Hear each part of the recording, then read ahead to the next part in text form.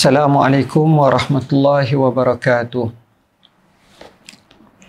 Alhamdulillahil mushtaka wa bikal musta'an wa alaikal tuklan wa la hawla wa la quwwata illa billahil aliyyil azim. Asyhadu an la ilaha illallah wahdahu la syarika lah wa asyhadu anna sayyidana Muhammadan abduhu wa rasuluh, amma ba'd. Alhamdulillah, lafaz syukur kita pada Allah Subhanahu Wa Taala kerana dengan izinnya kita dapat meneruskan lagi pengajian pada hari ini dengan hadis yang ketujuh daripada kitab Matan Arba'in Nawawiyah, insya-Allah, daripada Abi Ruqayyah Tamim bin Aus Ad-Dari radhiyallahu an, bahawa Nabi sallallahu alaihi wasallam bersabda, ad-dinun nasihah. Qulna liman? Qala lillah wa li kitabihi wa li rasulihi wa li a'immatil muslimin wa ammatihim. Maksudnya agama itu merupakan nasihat. Kami bertanya kerana apa? Kepada siapa? Sabda baginda sallallahu alaihi, sabda Rasulullah sallallahu alaihi wasallam, bagi Allah, kitabnya, rasulnya dan pemimpin-pemimpin orang Islam serta masyarakat semuanya. Hadis riwayat Muslim, Abu Daud dan juga An-Nasai. Hadis ini diriwayatkan oleh Abu Ruqayyah. Abu Ruqayyah ini adalah salah seorang daripada sahabat Nabi yang asalnya daripada jauh, daripada Lakham ataupun nisbah kepada Darain, di mana kunyah beliau Abu Ruqayyah. Kisahnya cukup masyhur, di mana beliau meriwayatkan 18 buah hadis Nabi sallallahu alaihi wasallam, dan para sahabat yang lain besar juga mengambil hadis daripada beliau. Kalau tak silap, kisah berkenaan dengan dia telah hanyut ke sebuah pulau dekat dengan satu kawasan yang akhirnya dilihat satu lembaga, yang lembaga itu menamakan dia sebagai Jassasah. Hadis sahih riwayat Muslim adalah daripada Tamim Ad-Dari, dan dikatakan bahawa beliau telah menceritakan peristiwa tersebut kepada Rasulullah sallallahu alaihi wasallam, dan Rasulullah amat suka sehingga naik atas mimbar dan menceritakan kepada yang lain, di mana Tamim Ad-Dari ini seorang pendeta pada zamannya dan ahli ibadah dalam kalangan penduduk Palestin. Dia sebelah Syam sana. Abu Muhallab berkata Tamim Ad-Dari telah mengkhatamkan Al-Quran ketika berumur 7 tahun. Ibnu Sirin, sesungguhnya Tamim Ad-Dari membaca Al-Quran dalam satu rakaat. Rajin, maknanya abid ataupun ahli ibadat yang sebenar-benarnya. Hadirin hadirat yang dirahmati Allah, hadis ini dimulakan dengan satu kalimah, iaitu bagaimana hadis ini menyebut tentang masalah nasihat. Agama itu nasihat. Ini pelik. Kalau kita tengok dalam agama Islam, nasihat ini merupakan perkara yang dititik beratkan dan diutamakan. Nasihat ketika nak belajar, kita nasihat anak kita, keluarga kita, nasihat ketika dapat kerja, nasihat ketika nak kahwin atau bila berlaku krisis rumah tangga. Jadi nasihat ini memainkan peranan yang besar dalam kehidupan masyarakat. Oleh kerana itulah nasihat ini ada maknanya. Makna nasihat ini sebagaimana kata orang Arab, nasahar rajulu saubahu, seorang lelaki menjahit kainnya. Jadi nasah maknanya salah satu jahit. Yang berkehendak di situ maknanya baiki kainnya dan menjahit yang koyak. Orang tu pakai baju, kita nampak koyak pada baju dia. Kemudian kita pergi kat seorang, dia pun jahit tempat koyak tu. Itu maknanya nasah. Mafhum daripada kisah ini ataupun daripada makna yang hakiki Arab ini memberi makna bahawa nasihat itu menyebabkan yang rosak itu jadi baik. Yang cari itu jadi bertakut balik. Yang tak selesa dilihat itu jadi nampak sempurna. Begitu juga mereka berkata, nasahtul asala, aku menapis manisang. Maksudnya menggunakan kata yang halus serta ikhlas, bersih dari maksud yang tidak baik. Ini cerita berkenaan dengan madu. Madu yang diambil daripada pohon kayu, pokok. Madu yang kita ambil itu kita tak boleh makan 100%. Dia biasanya bersama dengan madu tu dia sarang dia. Dia ada liling dia. Jadi kita nak madu tu bukan nak sarang dia dan bukan nak liling dia. Walaupun setengahnya kata ada ubat-ubat, itu soal kedua. Asalnya madu nak. Untuk membezakan antara madu, liling dan juga sarang dia ini, maka sudah barang tentu kita kena ada satu penapisan. Dicari penapisan, daripada penapisan itu ditekap, kemudian keluarlah solid madu, safi madu ataupun bersih madu. Jadi itulah makna nasah. Bila kita tengok makna macam itu ialah seolah-olah memberi makna orang yang nasihat kepada yang menerima nasihat. Kesan daripada nasihat menyebabkan mereka jadi baik. Kalau baik jadi lebih baik. Kalau lebih baik jadi terbaik. Maknanya kita tidak nak kalau nasihat diberi tiba-tiba jadi lagi teruk. Ini dianggap sebagai penasihat yang salah. Penasihat yang benar-benar dan confirm salah. Bahkan memang salah tanpa kita kata untuk ditakwilkan lagi. Ialah iblis. Apabila dia bertemu dengan Nabi Adam AS dan isterinya, waqasamahuma, dia bersumpah kepada kedua-duanya, yakni iblis, inni lakuma laminan nasihin. Sesungguhnya aku bagi kamu adalah daripada penasihat. Jadi penasihat tu tak betul lah, sebab menyebabkan ibu dan bapa kita Adam dan Hawa dikeluarkan daripada syurga Allah. Ini nasihat. Perkara nasihat ini penting, kerana itu para ulama seperti Khattabi menegaskan tentang nasihat ini, yang kita tengok banyak perkara yang perlu ada. Ramai di kalangan kita mengatakan bahawa nasihat itu ialah menyampaikan. Jawab dia tidak. Bukan semua menyampaikan itu namanya nasihat. Bahkan kadang-kadang menyampaikan itu menyebabkan rasa tak puas hati, rasa kecewa dan rasa tak bersemangat dan rasa makin menjauhkan diri.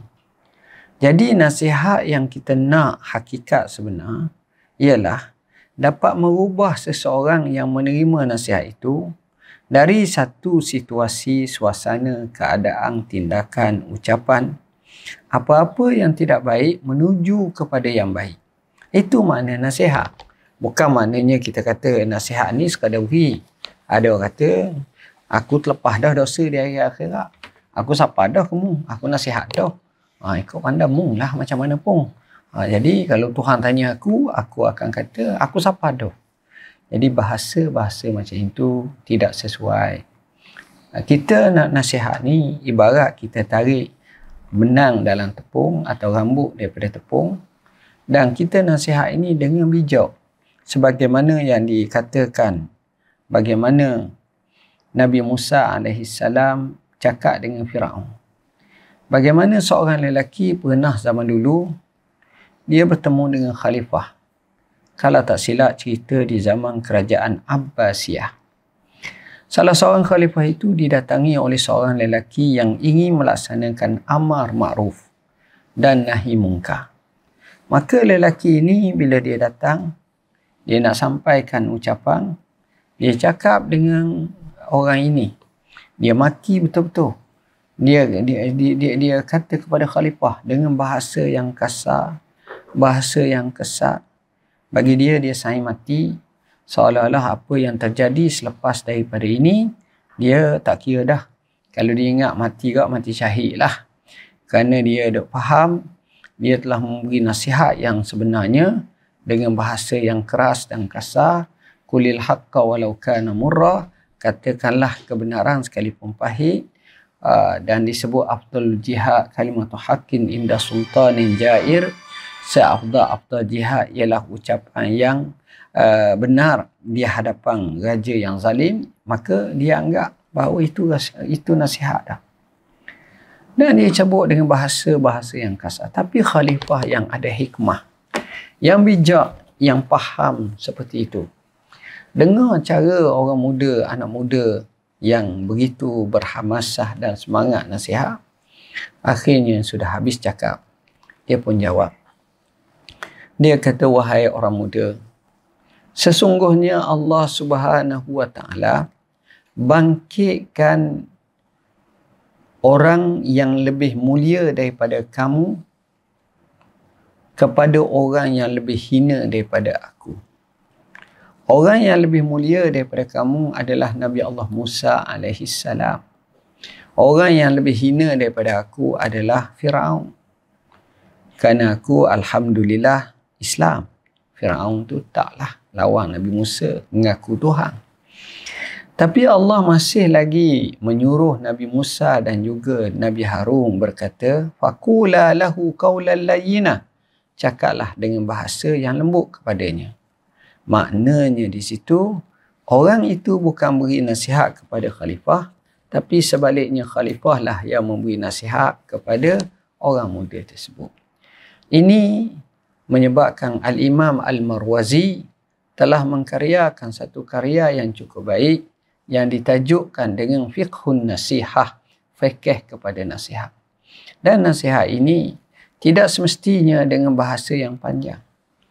Bahkan nasihat ni sebenarnya bahasanya pendek, padat dan berbekas pada jiwa sehingga ingin mengikut dan mengubah diri seseorang itu dalam mencapai kehendak dan matlamat berdasarkan kepada nasihat yang diberikan. Itu yang kita kehendaki daripada perkara tersebut. Hadirin hadirat muslimin muslimat yang dirahmati Allah. Kita kembali kepada hadis ini. Rasulullah sallallahu alaihi wasallam menyatakan ad-din an-nasihah. Agama itu nasihat.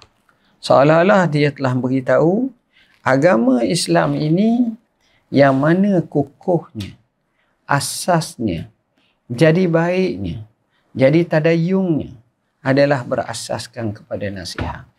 Nasihat ini seolah-olah menjadi satu mercu tanda untuk membina masyarakat Rabbani, membina masyarakat yang benar-benar bertakwa kepada Allah yang baik, dek kerana nasihat.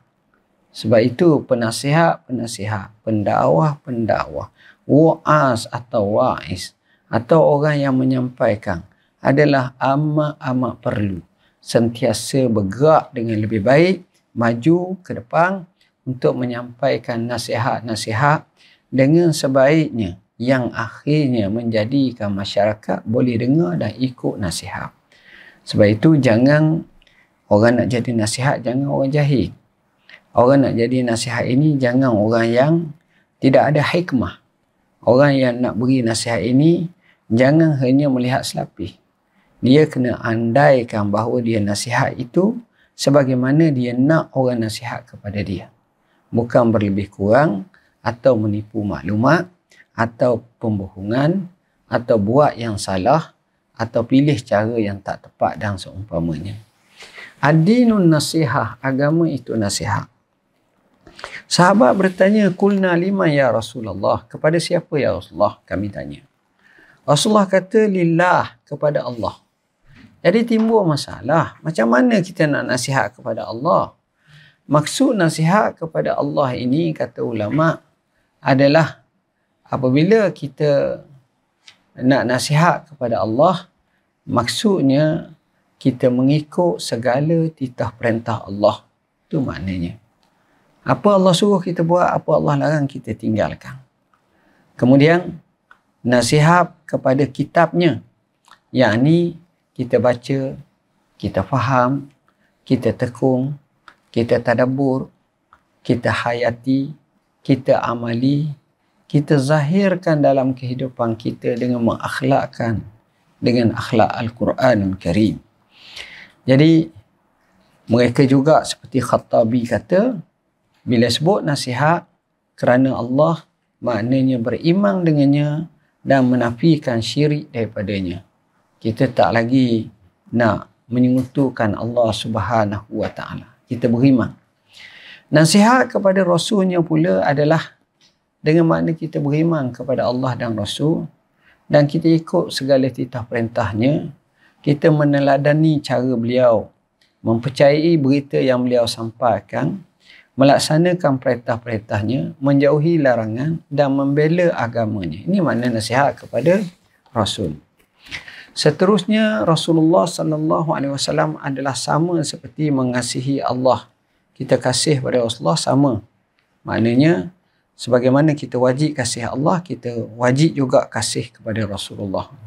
Saya sebut kalimah wajib nak menggambarkan kerana dia membabitkan iman. Dia membabit mahabbatur Rasul ni menyebabkan kita tanda kita mempunyai kemanisan iman. Salasum man kunna fihi wajada halawatal iman. An yakuna Allah wa rasuluhu ahabba ilaihi mimma siwahuma. Wa an yuhibbal mar'a la yuhibbuhu illa lillah. Wa an yakraha an ya'uda fil kufri kama yakrahu an yuqazzafa fin nar. Ada 3 perkara termasuk dalam kemanisan iman bagi siapa yang mempunyainya. Allah dan Rasul terlebih dia kasih daripada segala-galanya. Dan dia kasih kepada seorang tidak semata-mata kecuali kerana Allah.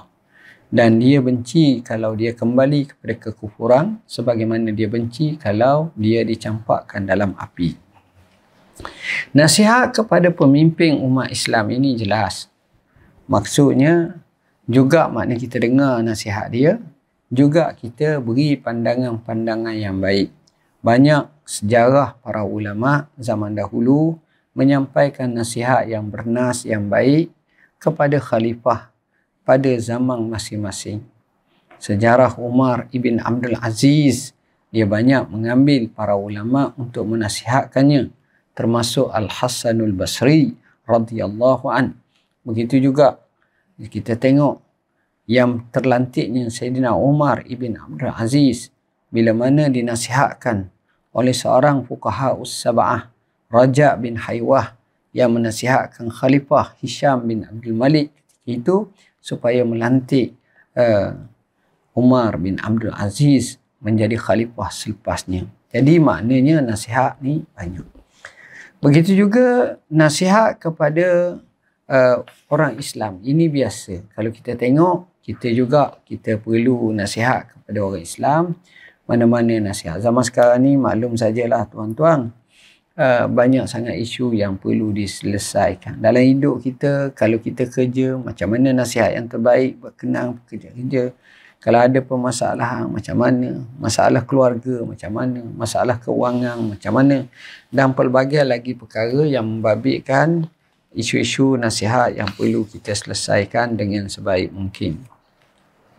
Bahkan para ulama menyatakan seperti mana yang dinukilkan daripada Al-Hasan, sesungguhnya kamu tidak mencapai hak nasihatmu kepada saudaramu sehingga kamu memerintahnya dengan apa yang dia lemah daripadanya. Sampai tahap tu. Maknanya kita ajak nasihat betul-betul kalau kita kasih dan hak saudara kita. Seperti kita kata, jom mari kita sembahyang malam. Jom mari kita baca Quran. Jom mari kita belajar ilmu. Maka semuanya itu menggambarkan bahawa nasihat perlu dititipkan dalam kehidupan kita dan sewajarnya kita jadikan nasihat ini sejuzuk daripada amalan kehidupan harian kita, bahkan kita bawa. Cumanya sebagaimana saya ulangkan bahawa nasihat ini perlu ada ilmu dan lebih baik lagi kalau pengalaman yang mengarifkan kehidupannya. Kerana pengalaman ini berbeza sikit. Kerana itu adalah perkara yang telah dialami. yang secara real, bukan secara cuba dan baiki kalau salah, tapi ini real, yang mana sudah tentu akan membekas dalam jiwa seseorang dan menjadi pedoman dalam kehidupannya. Baik, itu antara yang disebut dalam hadis ini. Mana hadis ini jelas kepada kita, Rasulullah sallallahu alaihi wasallam bersabda, antara lain menyatakan nasihat kepada orang Islam, kepada jemaah Islam, kepada semua yang disebutkan tadi itu, termasuk sejuzuk ataupun adalah itulah maksud agamanya. Dibina atas nasihat. Dan cukuplah kalau kita baca dalam surah Al-Asr, Allah Subhanahu Wa Taala menunjukkan kepada kita kerugian semua manusia kecuali mereka yang memiliki empat-empat ciri, iaitu disekalikan empat-empat ciri. Pertama, beriman. Kedua, beramal dengan amalan soleh sebanyak-banyaknya. Ketiga, nasihat dengan kebenaran. Yang keempat, nasihat menasihati dengan kesabaran. Dalam bahasa mudah, empat ini menjadi rukun kebaikan dan kehidupan yang sejahtera. Tapi kita tengok dalam empat ni, dua daripadanya terkhusus berkenaan dengan nasihat. Menggambarkan betapa pentingnya nasihat ini dalam kehidupan kita. Wallahu a'lam.